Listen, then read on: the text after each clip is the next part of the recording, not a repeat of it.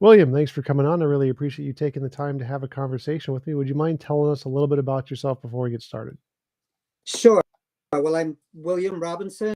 I'm from the Institute of Sociology, Latin American Studies, and Global and International Studies at the University of Santa Barbara. That's it in a nutshell. I have been researching and writing and speaking on globalization for some 25 now, and more recently, I've really focused in my work and in my public activities on of global capitalism. In my view, the most severe crisis and we're in the midst of that right now.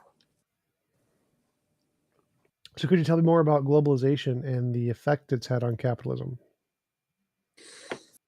Sure. Well, the story of globalization is the late 20th century, and the effect it's having capitalism, more specifically, we're talking about a system. So this is a system that has been around since that symbolic date of 1490 Americas began. But the system has constantly been transforming and going through its evolution. But we get to a point in the late 20th century where the real terms, capital, the giant corporations that drive the global economy and what I call the launched globalization as this new stage in the world economy, as this new stage. But let's really look at what was going on in the post-World War II period. Just to clarify, they are complaining about the audio. Could you call in and see if that'll work for better? Sure. Oh, yeah.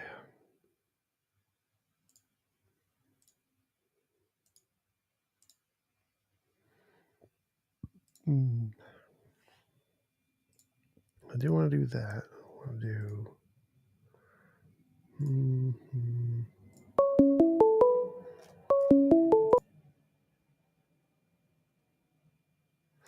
Can you? Call from William. To accept, press 1. To send a voicemail, press 2. All right. Can you hear me now? Say something now.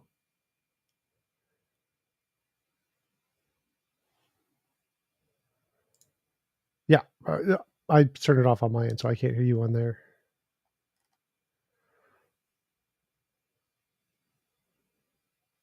Okay. Continue from where you left off. See if that works. So let's go. Oh, yeah. You have to, I think you have to mute the middle screen. I did it. The middle screen is muted. Let me go back to.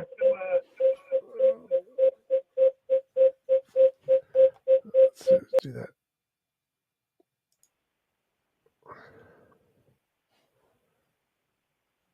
How about now?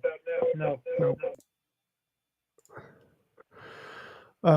Can you try joining this website from your phone? Because I think that might work too. You don't need to. Sure. Let's try that. And if it doesn't work, I'll send a Zoom invite. I'll open that up real quick. Okay.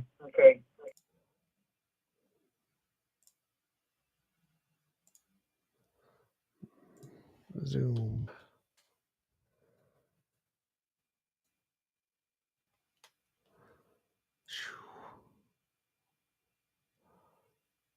Host.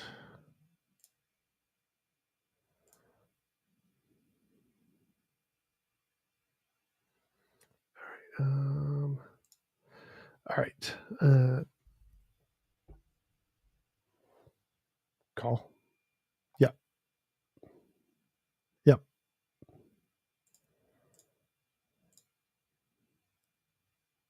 Leave. All right. I think you'll have to adjust the audio like you did before to get it to.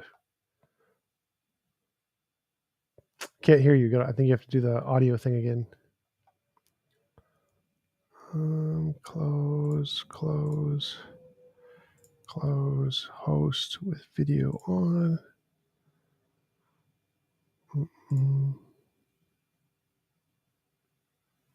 Where'd it go? There it is.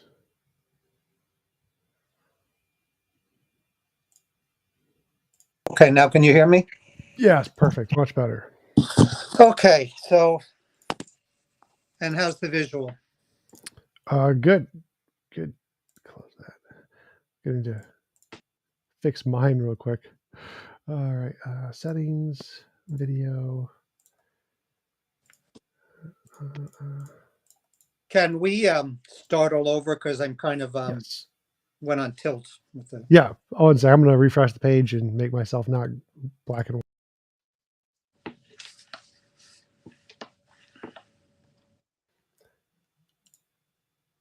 Okay. Yes. So we can start over. So, William, please tell us a little bit about yourself before we get started.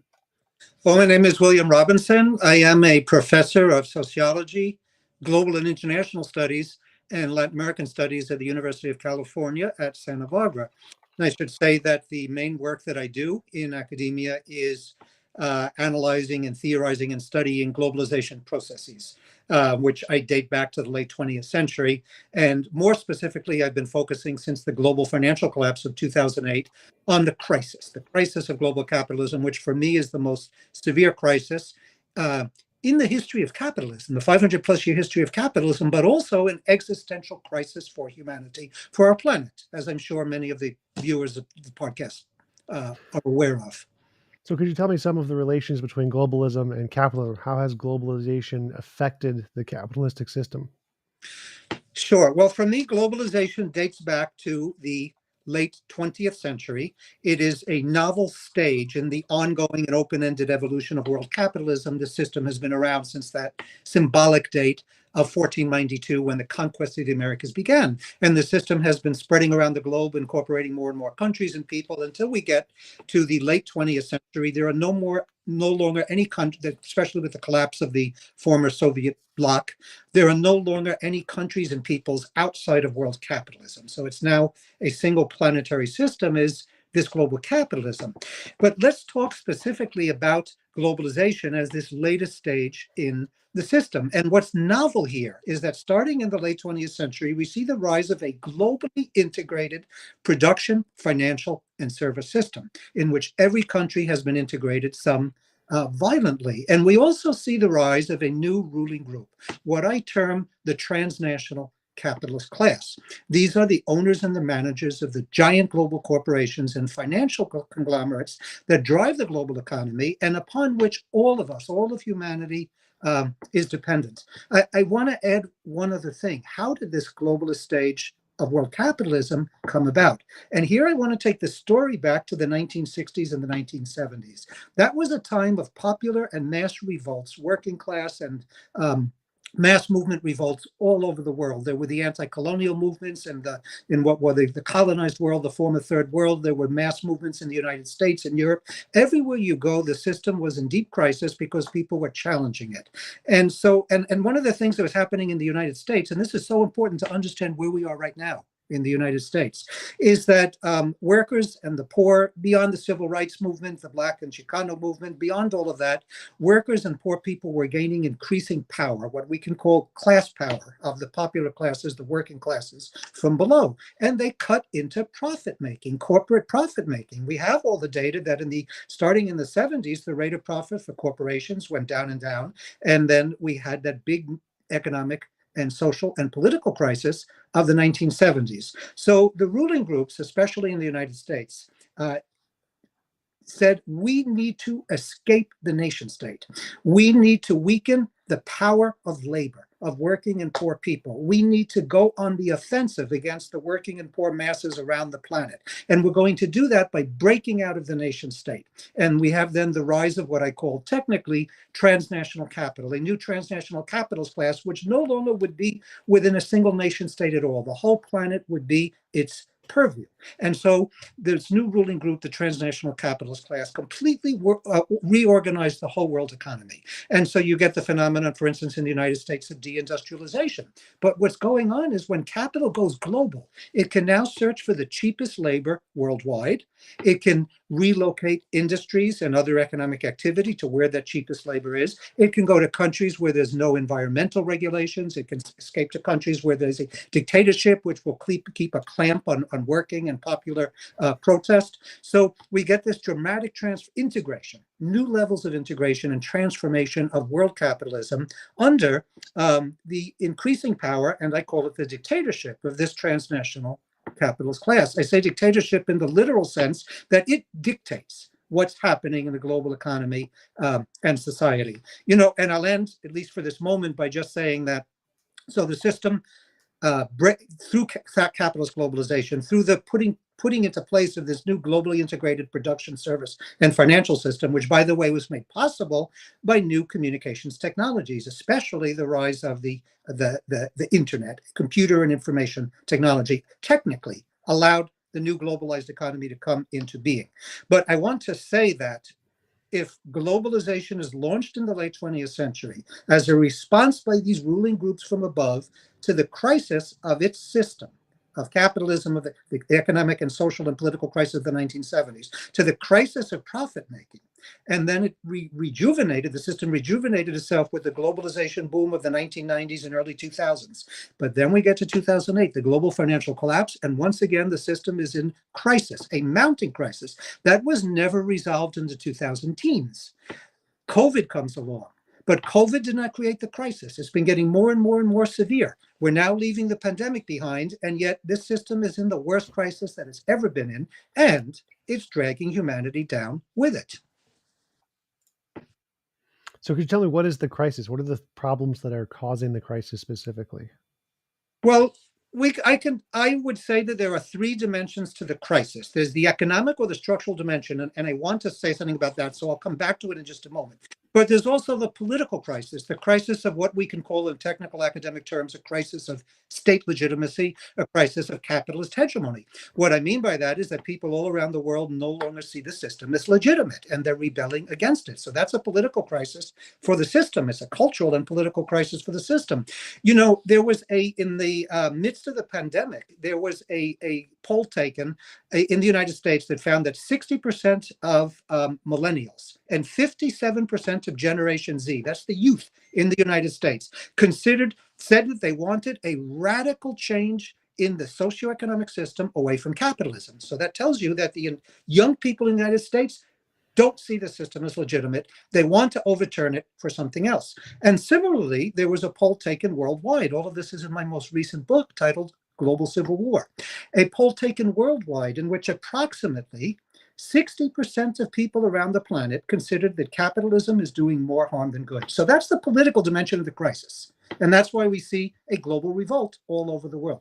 There is, of course, the ecological dimension. Our biosphere is collapsing. And as we speak, I'm sure everyone listening to this podcast knows that we now this weather events, floods and droughts and fires, runaway fires, all over the world, not just in the United States. So we have this ecological crisis, which makes the crisis existential. The sixth mass extinction has already begun. But let me go back now to the structural dimension of the crisis. And what happens here is that the capitalist system, by its natural functioning, creates an incredible amount of wealth. This is a wealth-producing system, but it polarizes that wealth. At one end, the rich get incredibly rich, the masses get incredibly immiserated and impoverished. That's how capitalism works by its very nature. So throughout the history of the system, and particularly in the 20th century, mass movements from below, workers, trade union movements, mass struggles, but also states intervened to revert that polarization, to redistribute wealth downward and attenuate this polarizing problem of capitalism. And that's why you had rising standards of living, for instance, in the United States in the post-World War II period, until we get to the 1980s. So what happens in the 1980s and on, the late 1970s, 80s, and on, with capitalist globalization, I was mentioning that capital breaks out of the nation state. It can go global. And so it is now unleashes this incredible inequality which can no longer be controlled or offset by states and by working and popular classes operating at the level of each nation state, because capital is now global, but we're stuck in each nation state.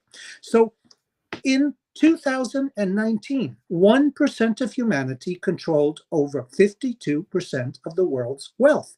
And 20% of humanity, that portion that can survive in this new system, controlled 95% of the world's wealth. That means 80% of humanity had just 5% of the world's wealth. So the crisis is also a crisis of survival for 8 out of every 10 people on the planet. And again, why do we see this unbelievable inequality? Because that's the nature of capitalism, to generate wealth but polarize it. But as long as we have globalization within a system of nation states, the state cannot intervene to redistribute that wealth. And mass movements struggle at the level of each country, each nation state. But capital has globalized, so you can't pin it down and redistribute wealth. I want to say one other thing, and that the pandemic did not create the crisis, but it accelerated it tremendously. It simply aggravated it. And I have here, I'm going to just read this one paragraph. This is a development agency based in London. Many listeners and viewers might know this, Oxfam. And they release a report each year on global inequality. And their most recent, their 2022 report stated, I'm just going to read the headlines in one paragraph, 10 richest men doubled their fortunes in pandemic, while incomes of 99% of humanity fell. New billionaire minted every 26 hours as inequality contributes to the death of one person every 4 seconds. And then the first paragraph of the report says, the world's 10 richest men more than doubled their fortunes from $700 billion to $1.5 trillion at a rate of $15,000 per second, or $1.3 billion a day, during the first 2 years of the pandemic that has seen the incomes of 99% of humanity fall and over 160 million more people forced into poverty. So we have this situation that we've never had such unbelievable, unprecedented global inequalities. And the ironic thing, I'll conclude with this, the ironic thing is that these inequalities work against the long-term interests of the transnational capitalist class. Because if you're a capitalist, let's say you're producing computers, whatever it is you're making, you don't make a profit until you sell them, until you unload them in the market. And as long as 80% of humanity cannot consume, you have a problem of profit making, of what we technically call realizing your capital, realizing your profit.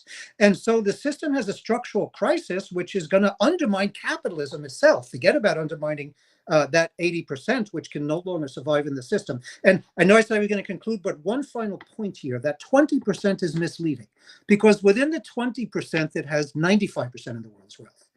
There's significant portions that are still living in poverty and precariousness. So within the 20%, you can look at the top 3, 4, 5% of that 20% that are doing fantastic, right? And finally, I lied again, because I had one final point, that my newest book, The Global Civil War, Capitalism Post-Pandemic, really goes into digitalization, which is just taking off now. And unfortunately, this new wave of digital technologies, as they become applied to the global economy and society, are only going to aggravate this crisis, every dimension of the crisis, including the crisis of inequality. So how would you possibly organize a system to make it more fair without causing mass inflation? Because my biggest concern is if we do redistribute a certain amount of wealth, the rate of inflation would essentially balance it out, and we'd get to approximately the same outcome, just money would be worth less overall. And so the fact that in order to have a sustainable economy, you need some kind of disparity in wealth in order to create the value, the artificial value of money that we have, by creating some kind of scarcity. Because if everybody had enough money to buy a computer, then the price would be determined by how often you can make computers, and it would be raised to the point where only the people in, again, whatever top percentage could actually afford them. Right. But okay. So let's break this down, because first of all, we know we're in a new period of inflation.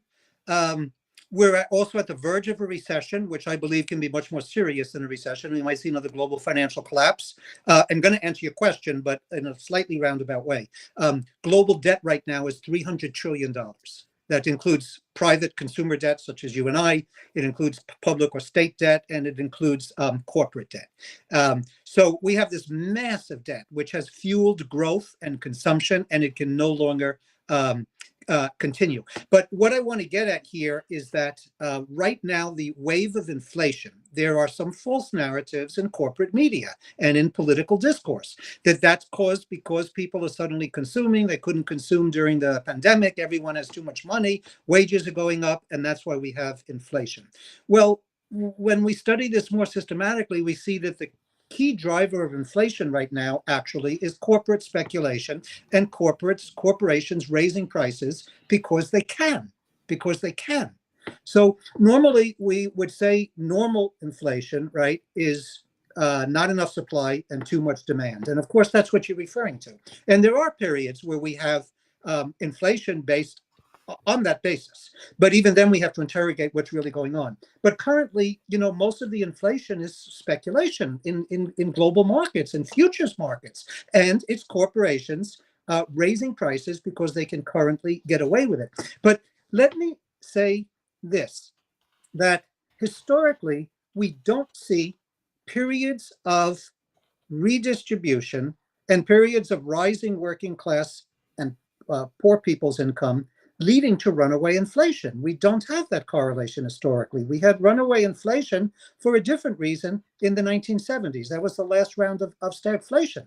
But we didn't have significant inflation, for instance, when living standards were going up. From 1945, for instance, in the United States, the end of World War II, up until the late 1960s, the wages went up for the working class and people's living standards were rising, and you did not have runaway inflation. You started to have runaway inflation in the mid 1970s into the late 1970s, and that was a time when actually working class consuming power and wages were going down. It started going down every year since 1973 and has never stopped. Real wages have never stopped going down since 1973 in the United States. So we don't have a situation historically where rising real wages, mass consumption, leads to inflation. We see inflation rather at times of crisis and times of transition in the system, such as we saw in the 1970s and on. But the largest story here, which of course the viewers and listeners we can debate this, I'm sure many people would be in disagreement with me, but and I don't think we're going to move beyond capitalism anytime in the near future. But I would like to. Personally, I'm going to use the bad word. I personally am a democratic socialist, but I don't think we're going to get to democratic socialism in my lifetime, even though I wish we could. But what we definitely need, short of that, just in order to survive, is a radical restructuring of global capitalism.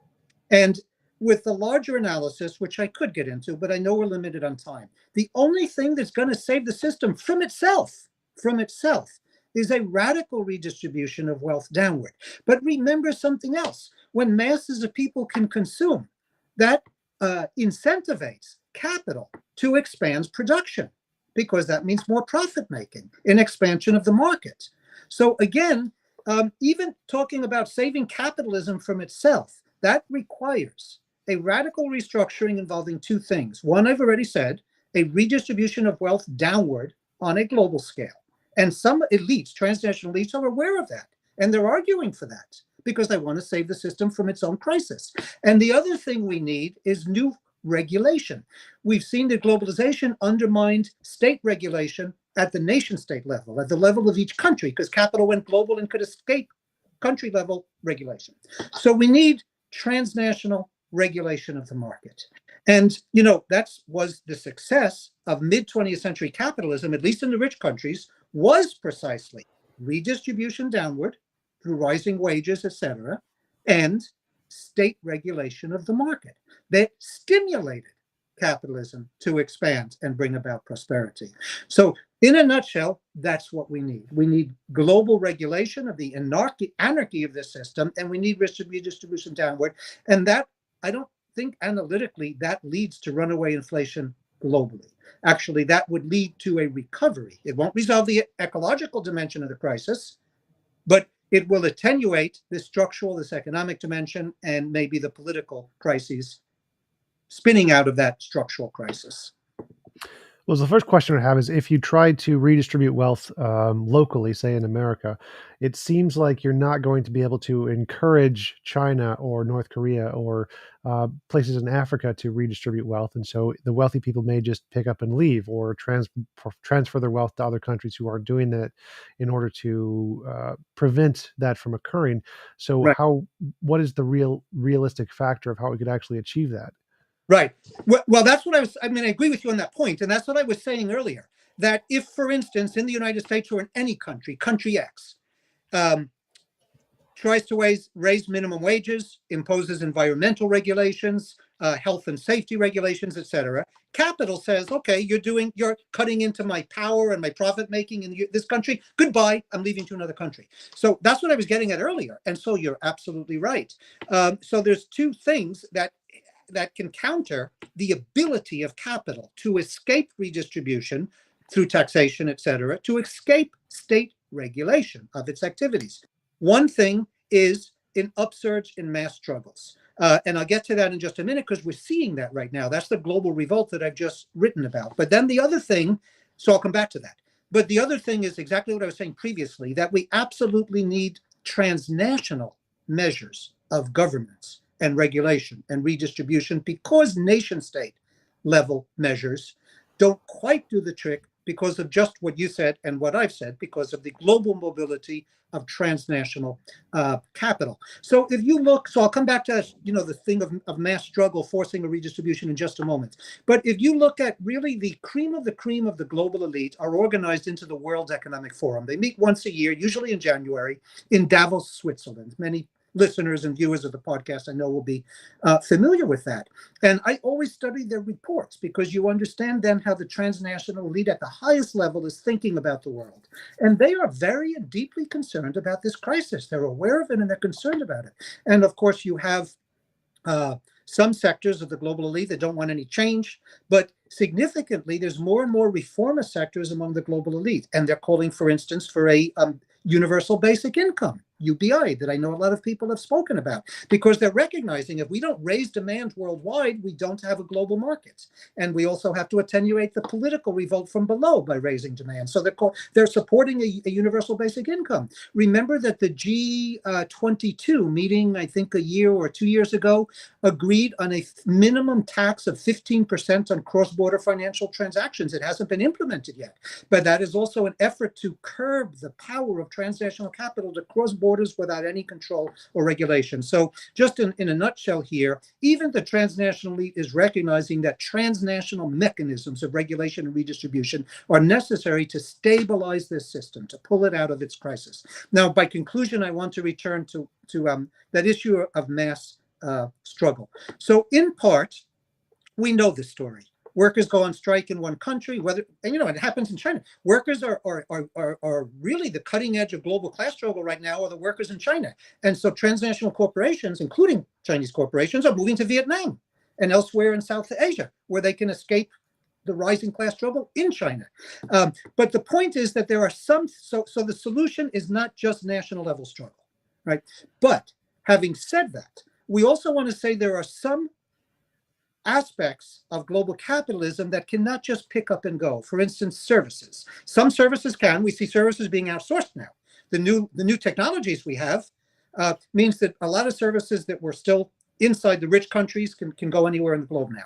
But still, there are a significant number of economic activities, and there are other things going on that will help, even when the struggles are at the level of the nation state, help force capital to accept some form of regulation and redistribution.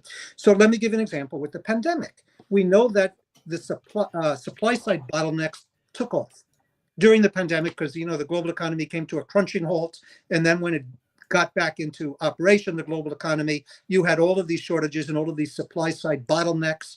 And one of the things that happened in globalization is that corporations could what we call vertically disintegrate. They outsource all of these things to other corporations all around the world, and they get their sourcing from all over the world.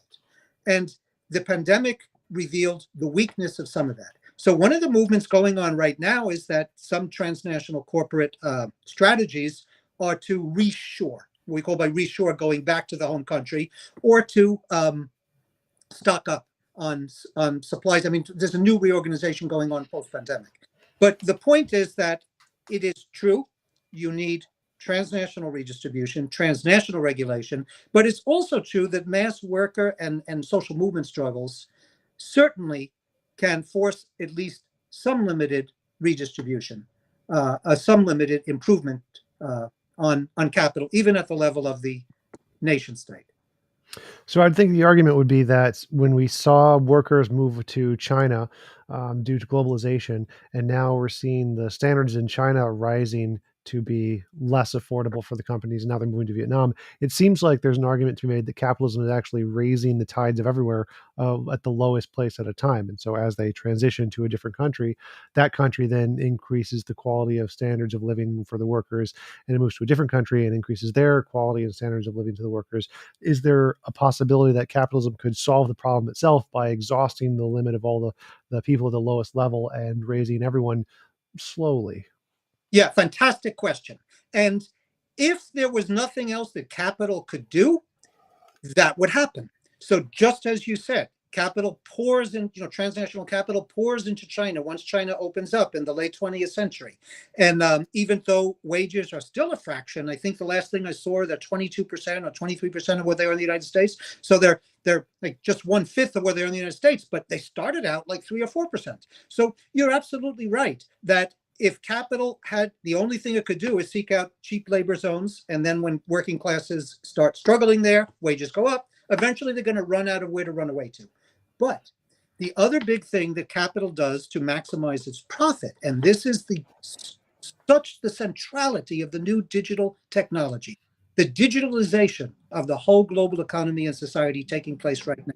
The other mechanism that capital has is to replace human labor, workers, with technology.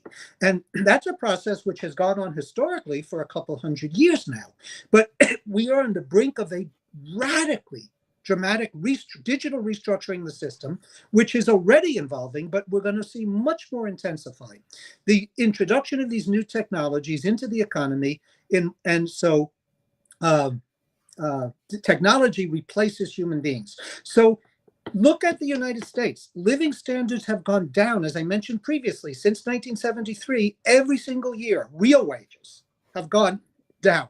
And increasingly, workers and poor people in the United States face precarious work conditions. You no longer have stable, tenured employment for life. You don't have that stability. Completely precarious. You have part-time and temporary and underemployment, outsourced employment, deteriorating living standards. Previously, one breadwinner in the family, now 2 and even 3 just to maintain the family household.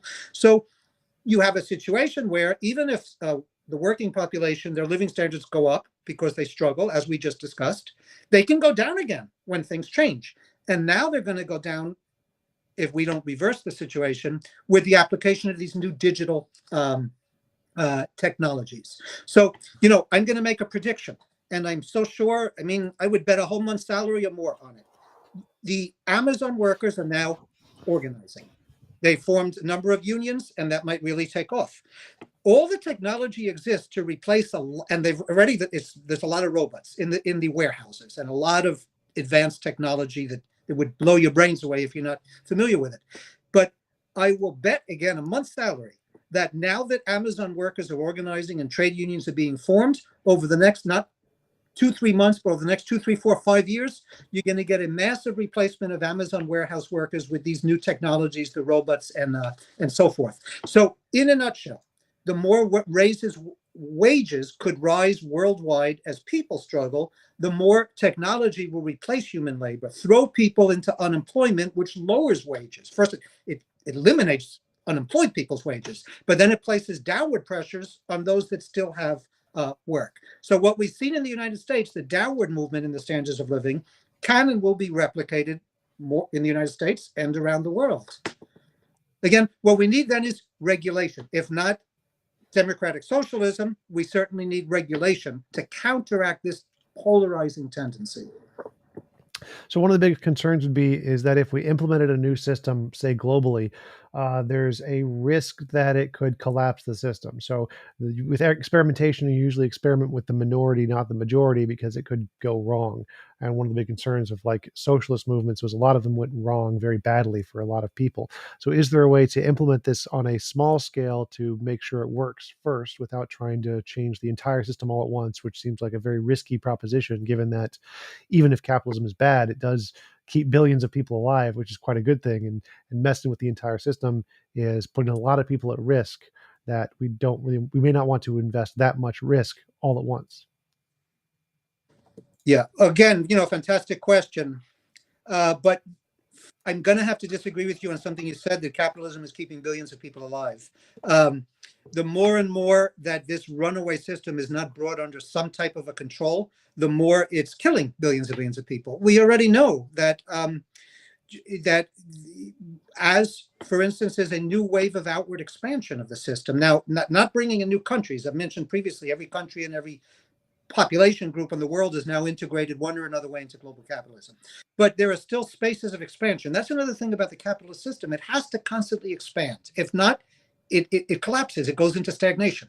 So it has to expand, and it's expanding right now in ways which are not keeping billions of people alive, but actually throwing more and more hundreds of millions of people, tens and hundreds of millions of people as the years go by, into struggles for survival and really into death.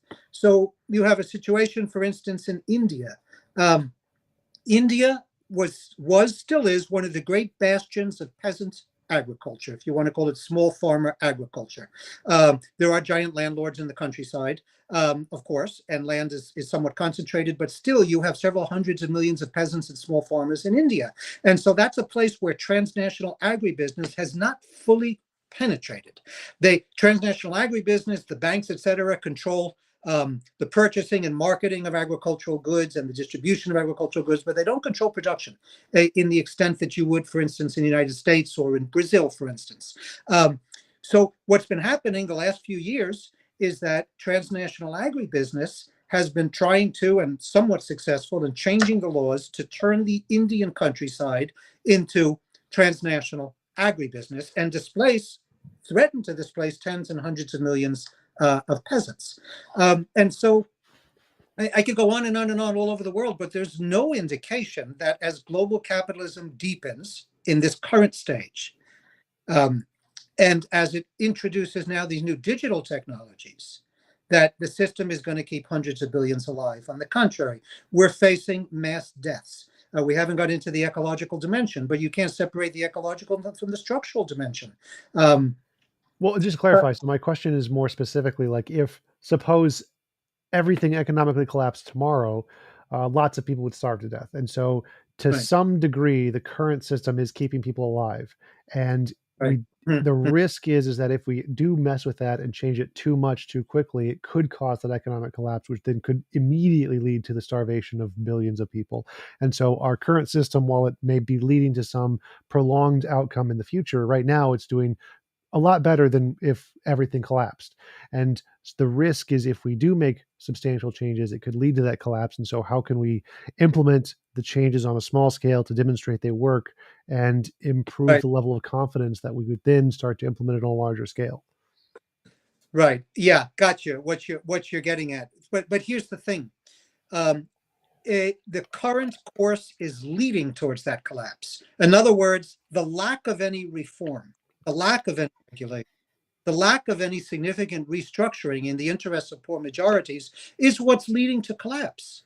We had the 2008 financial collapse. I mean, I think 5-6 million families, which means 30 million people just lost their homes in the United States, and unemployment shot up. We know the story in 2008, but that was worldwide.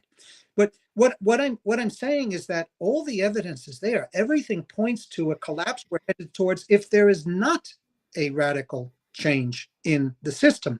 The other thing I would say here is, the question is a great one, but the question is suggesting that the way you can introduce redistributive reform or regulatory reform is by testing it out here and there, and the decision makers at the level of governments, for instance, can say, okay, let's try this, let's try that, without a dramatic change in the system to see how it works.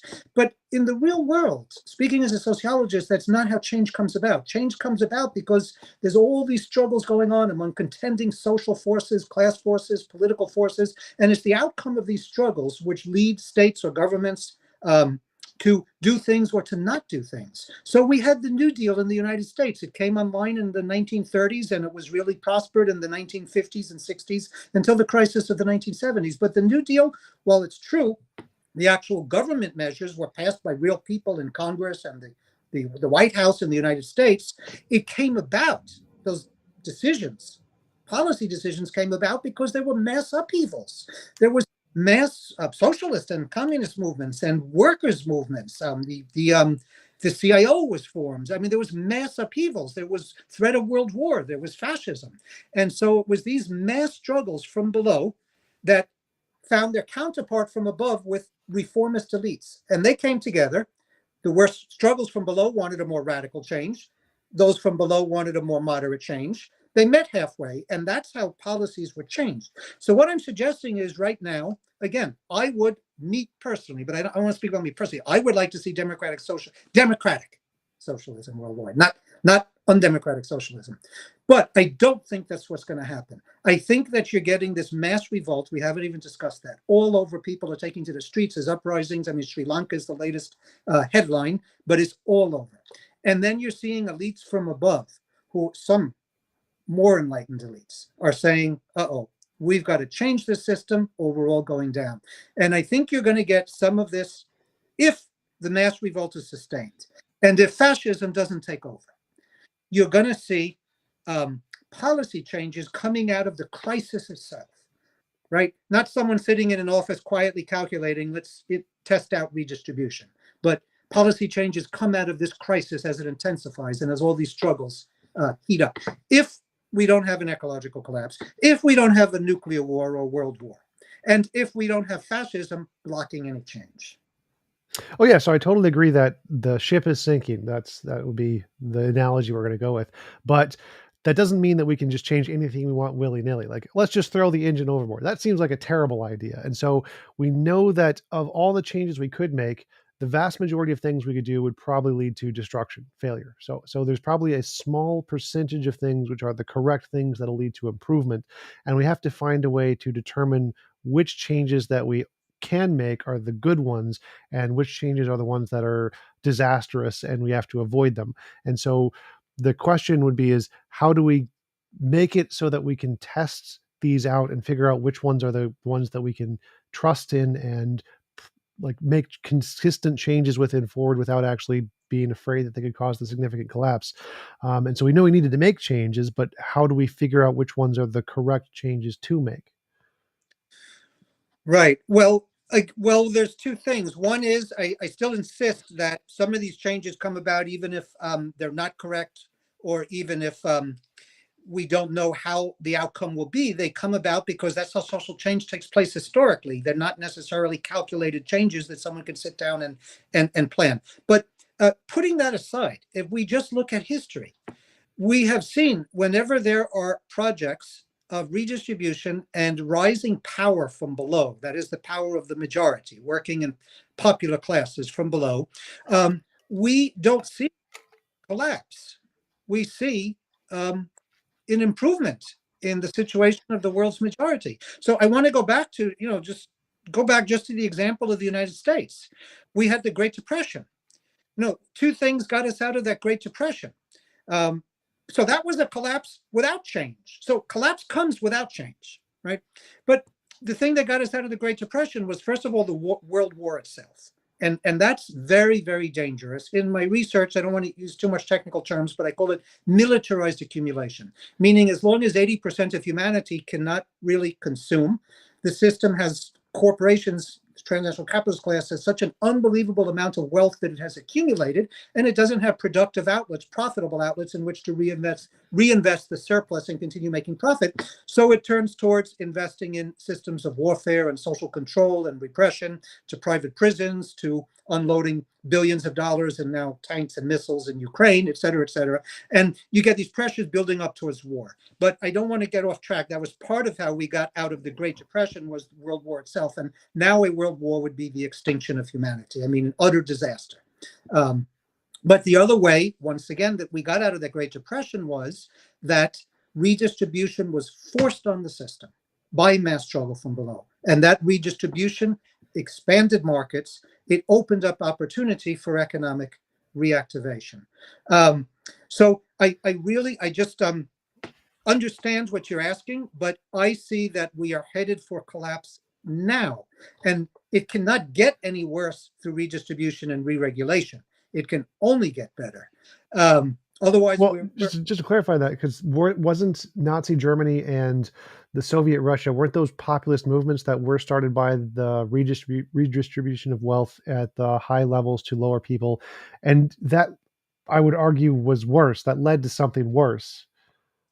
Right, but it wasn't, yes, your point, it is correct that the fascist project offered, there was mass immiseration, unbelievable misery in Germany. It had lost World War I, and then the Great Depression threw millions and millions of people into utter misery. And on that basis, the Nazis came to power, and they offered employment, and they offered redistribution. Of course, they offered concentration camps, and everything else we can say about fascism and Nazism. You are right. That redistribution took place in the early years of the Nazi takeover.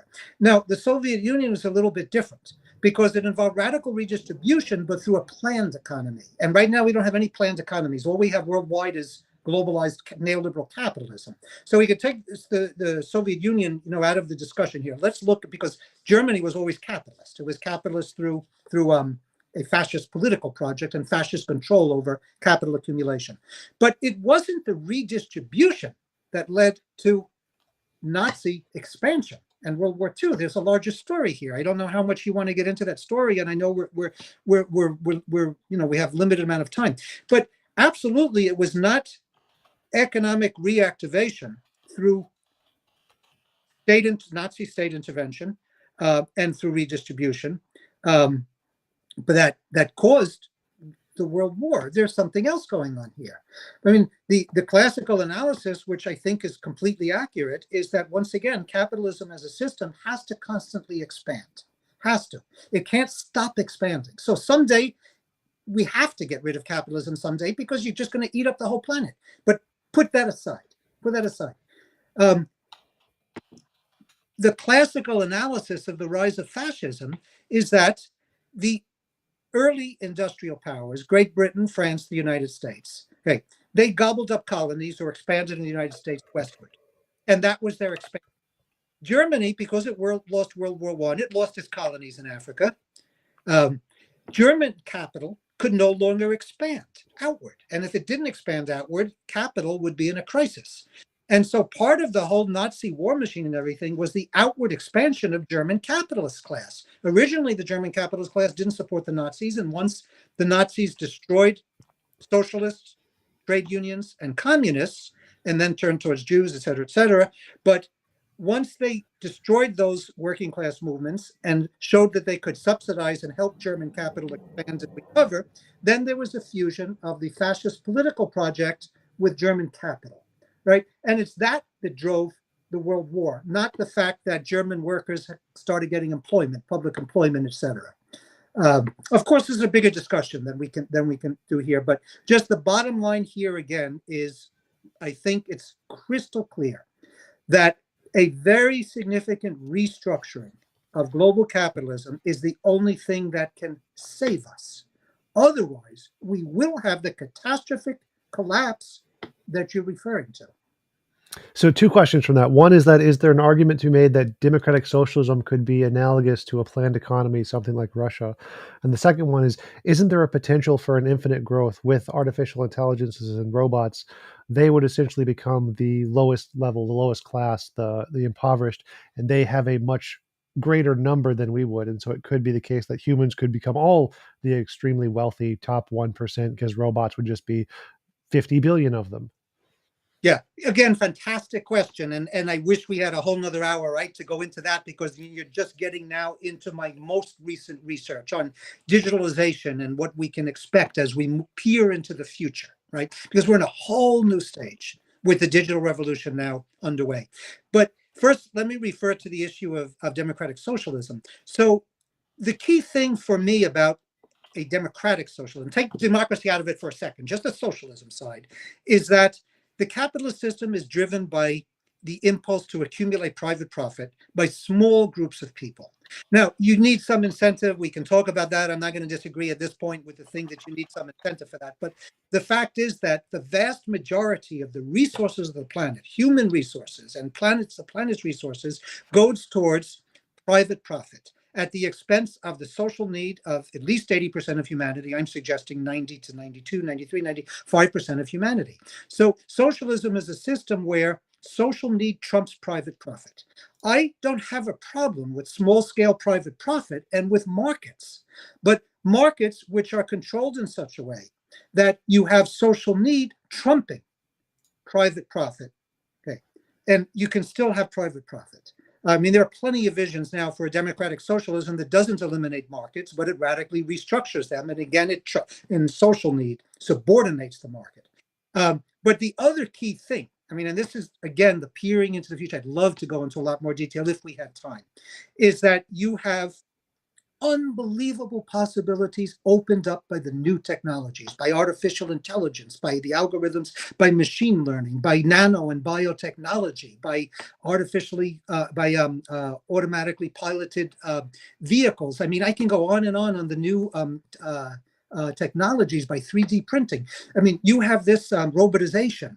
You have we have the ability to resolve all of humanity's problems. We have the ability to radically restructure society through these technologies in such a way so that we could truly create, well, not a utopia, but certainly a wonderful, close to paradise on Earth, but under a very different socioeconomic system. Because all of these technologies are, first of all, they're controlled by a tiny minority of the population, what I call the transnational capitalist class. And they are utilizing these technologies to maximize profit rather than to create a paradise here on Earth that we could theoretically create. And you saw that in the pandemic. You saw that. I want to read you something. This is a little, so here's the promise of these new technologies, such as bio and nanotechnology, right? The promise is we can eliminate so many diseases and all of this suffering of disease. We can now take a paraplegic or a quadriplegic, and we can give artificial legs and artificial arms, which work really, really well, which even have sensation, which are controlled by the brain. We have all of these abilities, but it won't be done if it's not profitable, if it's social need, but not private profit. So this is right out of my new book, Global Civil War. You have a company, Gilead Sciences. They invented a vaccine to completely cure hepatitis C, which afflicts millions of people around the world. Not attenuate the systems, but eradicate it forever. And so they introduced this into the market. One of the big, and they did so obviously for profit making. One of the big investors was Goldman Sachs, and still is Goldman Sachs in Gilead Sciences. And so their profit levels when they first introduced this were phenomenal. Their profit peaked in 2015 at $12.5 billion for this one company, which is only a mid-sized pharmaceutical company. Then their profits went down. Why did they start going down? Because they were curing everyone. And the model for capitalist, I'm not going to say healthcare, but capitalist sick care is you just treat symptoms, but prolong the actual medical problem. That's how you make profit. So Goldman Sachs, a big investor in Gilead Sciences, released a report saying this is a bad business model. To have a vaccine that can actually cure the disease. We don't want it. And here's the actual report of Goldman Sachs. Is curing patients a sustainable business model? The potential to deliver one-shot cures is the most attractive aspect of gene therapy, genetically engineered cell therapy, and gene editing. However, such treatments offer a very different outlook with regard to recurring revenue versus chronic therapies. Whilst the proposition offers tremendous value for patients and society, it could represent a challenge for genome medicine developers looking for sustained cash flows. Gilead Sciences is a case in point, where the success of its hepatitis C franchise has gradually exhausted the available pool of treatable patients. In the case of infectious diseases such as hepatitis C, curing existing patients also decreases the number of carriers able to transmit the virus to new patients. Thus, the incident pool also declines. Where an incidental pool remains stable, such as in cancer, for potential for a cure poses less risk to the sustainability of a franchise. So in a nutshell, what Goldman Sachs is saying here is, sure, these new biotechnology responses to chronic diseases can perform wonders, but only if it guarantees us profit making. And in this case, you're stuck with hepatitis C. They don't want a cure. So in answer to what you're saying, we could imagine a world under a different socioeconomic system in which robots do all of the drudge work, all of the dirty work that human beings are forced to do now but should not be doing, in which we can cure many diseases, in which everyone could live a good life, in which we could be sustainable with the planet. That's the promise of the new technologies. But the existing archaic socioeconomic system is holding that promise back. So that would be my response to this very important point that you're raising. Awesome. We do have some questions from the audience for you, if you don't mind. Vlad the Stoner asks, how do you feel about the economic professor either running or actually applying their know to help run a country? Because politicians are only interested in votes and ignore the obvious. So, well, I think, unfortunately, these days, the economics profession is just so stuck in neoclassic economics. Neoclassic economics is the theoretical body of economics that gave us the actual policies of neoliberalism and capitalist globalization. But there is a comeback coming. There's a comeback of Keynesian and post-Keynesian economics in Western, economics departments. That's something to be welcomed. I mean, Keynesianism, neo-Keynesianism in itself won't do the trick, and we can critique that.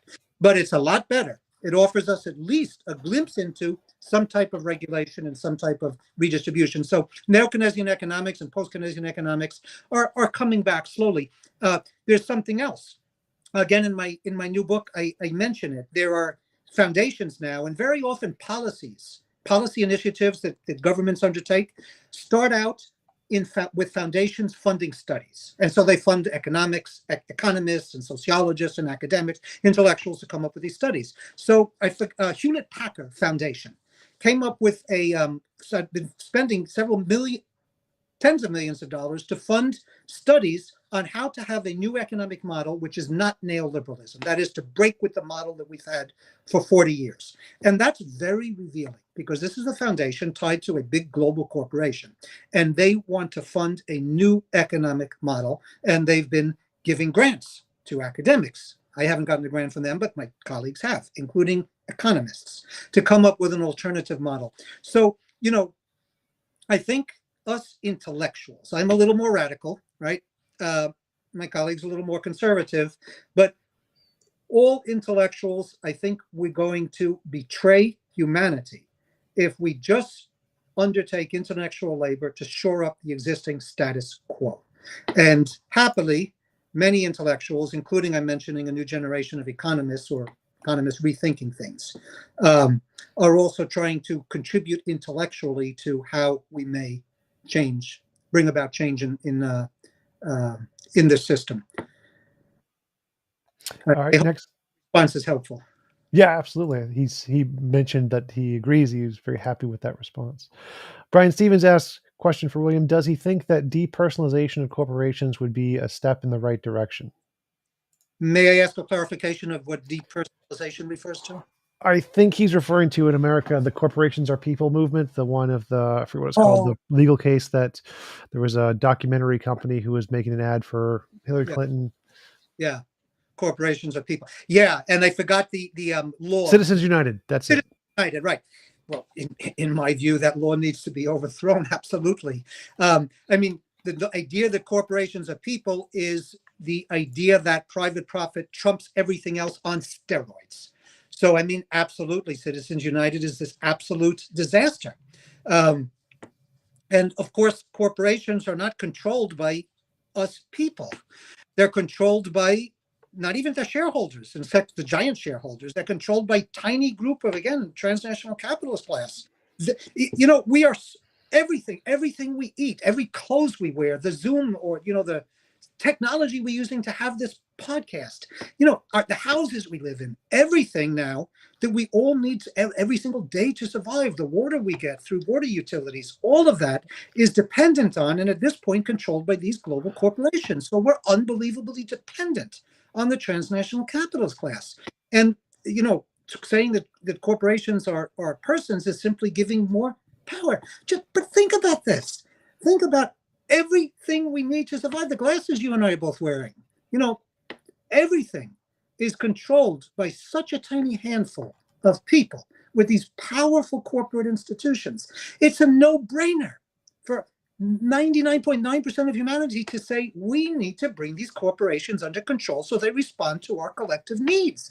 That shouldn't even be debatable. So yes, depersonalizing or overturning Citizens United and similar positions around the world is urgent. Awesome. Next question is from Martin. He asked, does William think that with all the corporations becoming richer and richer, will the future move towards a corporatocracy? We're there already. I have more quotes in this book. I didn't put my little sticker in there, so I can't dig them up. But there's another quote there in which Citibank had a big report.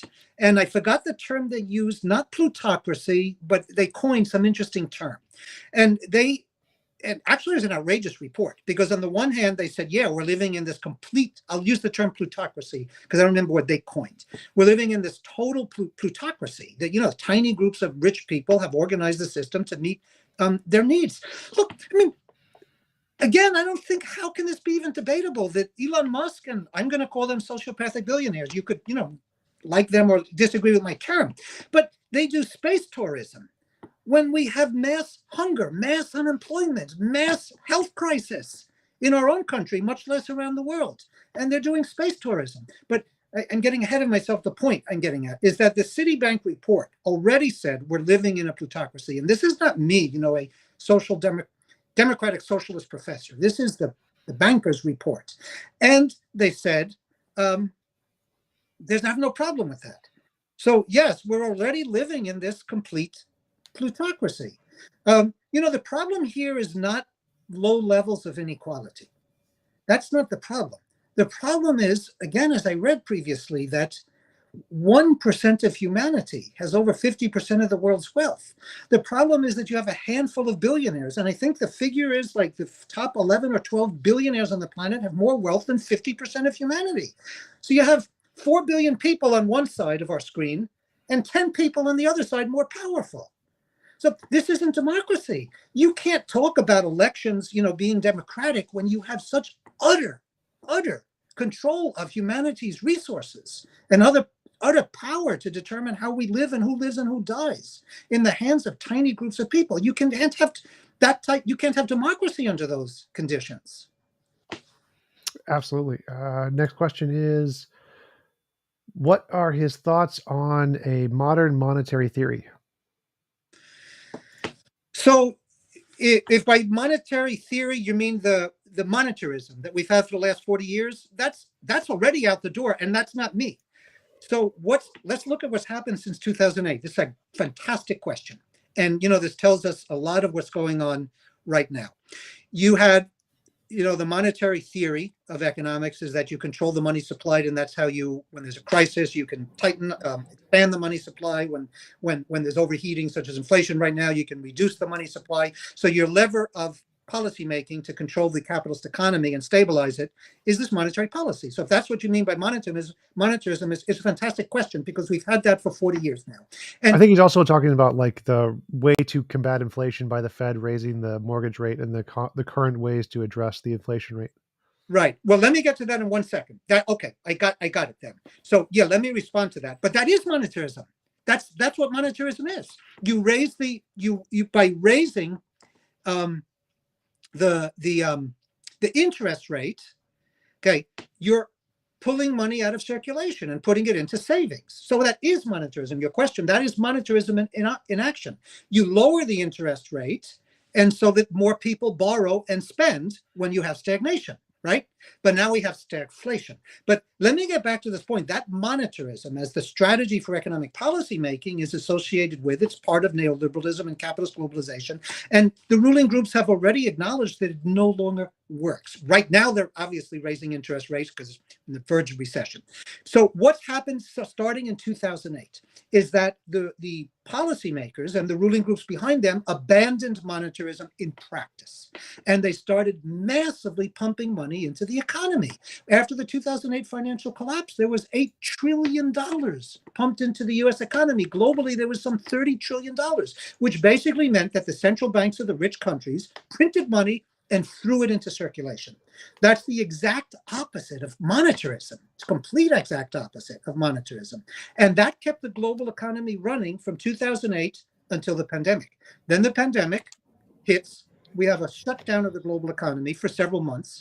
And then even more money is pumped out of printing presses, sent to the banks to supposedly spend and lend and reactivate the economy. So none of that is monetarism. It's a completely different thing. It's now a fusion of banks with governments for this massive financing to keep the global economy going in the face of deep, deep stagnation. Now, earlier we started the interview with Tom, you asking me about inflation and the danger of it. And I was saying it's not because people are consuming more, poor people are consuming more. It's not true, simply not true. We don't have the evidence for that. But part of the story of inflation is that so much money has been thrown into circulation to stave off stagnation from 2008 to 2022 that you have excess money. It's not in the hands of poor and working people. But so I just want to get back to this story that monetarism right now is being used in the sense that the interest rates are going up to try and tame the inflation we are experiencing right now. But even the ruling groups know this, and they're rudderless. They don't know how to resolve this problem. They know they can't print any more new money to stimulate the economy. They've now reached the end with debt that I mentioned previously. Let me phrase it like this. 2008 was the collapse. I mentioned that we never resolved the crisis, but the global economy kept sputtering forward. It sputtered forward on the basis of several factors. The first factor is debt, growing debt. People in the United States and worldwide had to borrow more and more just to continue consuming. Corporations borrowed more and more, especially states, governments borrowed more and more deficit, more and more debt spending. Debt-driven growth has reached the limit. Ruling groups know that, the policymakers know that. The massive defaults could plunge the whole global economy. The second way that the global economy has sputtered along from 2008 to 2022 has been printing this money, and it's called fiat money. Fiat means you print money, but it's not backed by real world merchandise, goods and services in the real economy. And kept on pouring all of this money, fiat money, and that kept the economy sputtering along, but it's reached its limits now. And I have this very dramatic piece of data that the real economy of goods and services in the global economy worldwide is valued at $75 trillion. That's the real amount of goods and services we human beings produce every year, 75 trillion. Speculation, financial speculation, just in derivatives, which is a speculative instrument, is $1 quadrillion a year. So you have the real economy is 75 trillion, just derivative speculation is $1 quadrillion. So what's happened is all of this money printed by the printing presses poured into the banks. They didn't go for economic reactivation by poor and working people. All of that money was taken by the banks and the capitalists and utilized for speculation. That's why cryptocurrency shot up. Cryptocurrency doesn't represent real goods and services, housing and food and education and health. It's a speculative instrument. And a lot of people were fooled. Oh, this is the wave of the future. It was merely putting all of that fiat money into speculation in cryptocurrencies. Now the cryptocurrency market collapsed. So we need a system where you take that money and you put it, I know you're concerned, Tom. You were saying that, if masses of people suddenly have more income, it'll be inflationary spiral, et cetera. But the fact is, that the solution here is taking all of that money and raising masses of people's living standards with it, not turning it over to banks for speculation. So just in a nutshell, to conclude here, I've been studying the revolt from below, but mainly I study the capitalist system, how it's transforming, and what do our rulers, the economic rulers, which is a transnational capitalist class, the political rulers, which they control states, governments around the world. I study what they're thinking, what they're saying. And when more and more I study them, they don't know how to get out of this crisis. Some of them are starting to understand that you need, again, I'll go back to it, re-regulation and redistribution. They don't know how to do it. And there's a lot of that economic and political elite around the world that are not going along with that. I certainly don't have the solution. I just know that we're in deep trouble if we don't have this radical reform. Definitely. We've been going for a little over an hour. It was a great conversation. I really appreciate you coming on. Do you want to tell people where they can find more about your work and the things you've spoken about today? Yes. Well, of course, you go to Amazon. I have an author's book page. So it's William I. Remember the I, that's my middle initial, William I. Robinson. You can see all my books. I have about 15 books up on my Amazon book page. The most recent, which is accessible. I try and write recently. I've been trying to write books that are accessible to a non-academic public. So that's my most recent one, The Global Civil War. But you can also go to, rather than spelling out the whole long address, if you want to see my professional webpage at the university, you just can plug in William I. Robinson, University of California, Santa Barbara. That should take you to my professional page, and you can see more about me. Tom, thank you so much for having. It's been a pleasure and a privilege to be on your program. Absolutely. I really appreciate you coming on. It was a great conversation, and I hope you have a wonderful day. You too. Take care.